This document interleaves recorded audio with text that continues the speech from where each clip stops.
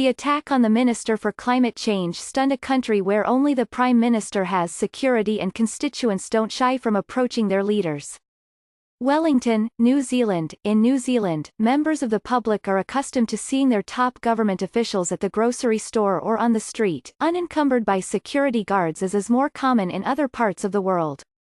The country's Prime Minister, Jacinda Ardern, even jokingly recounted to Stephen Colbert on The Late Show about being approached by chatty strangers while she shopped for maternity bras. But on Thursday morning, a government minister was attacked while walking to work alone in the capital city, leading Ms. Ardern to warn that New Zealanders' unusual level of access to the country's lawmakers should not be taken for granted. "We have an environment in New Zealand where politicians are accessible, and that's something we should feel proud of," Ms. Ardern said. "We are, after all, here to serve people. But today's events really show we cannot take that for granted."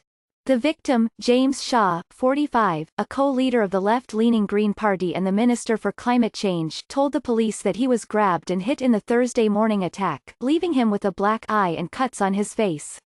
After being treated at the scene, he went on to attend a meeting at Parliament before admitting himself for examination in a hospital, where he remained on Thursday afternoon.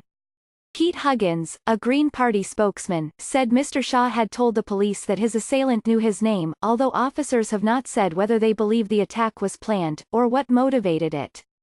The episode rattled New Zealand, which Mr. Huggins described as a very close-knit community and a very open society. Unlike in many countries, including the United States and Britain, the Prime Minister is the only lawmaker accompanied round the clock by security personnel. Government ministers and other lawmakers are not.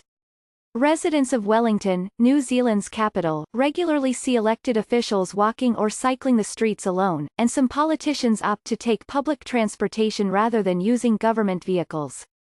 "I would hate to see that go," Marama Davidson, a lawmaker who leads the Green Party with Mr. Shaw, said during a news conference Thursday.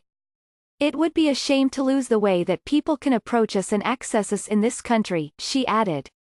"That's one of the things I value about the way we do politics here in New Zealand." The police have arrested and charged a 47-year-old man in the attack on Mr. Shaw. The man, whom the police did not identify, will appear in the Wellington District Court on Friday. Lawmakers from across the political spectrum joined in condemning the attack. Wellington's mayor, Justin Lester, wrote on social media that the assailant's behavior had been outrageous and that New Zealanders were lucky to have unparalleled access to their elected representatives. Members of the public also expressed shock. One Twitter user branded the attack on Mr. Shaw an assault on democracy. Another said it was hoped that the attack was an awful one-off and not a canary in the coal mine moment for New Zealand. Bryce Edwards, a veteran New Zealand political commentator, said that down-to-earth qualities commanded respect from New Zealanders.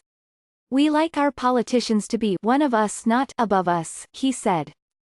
While it was not clear whether the attack was politically motivated, some lawmakers took the opportunity to denounce what they said was a trend toward over-the-top reactions by people who disagreed with politicians. David Parker, the trade minister and a lawmaker for the centre-left Labour Party, cited what he called extreme opinion feeding political biases and causing instability in some people that was fed through social media platforms. Ms. Ardern stopped short of saying that security should be beefed up for lawmakers.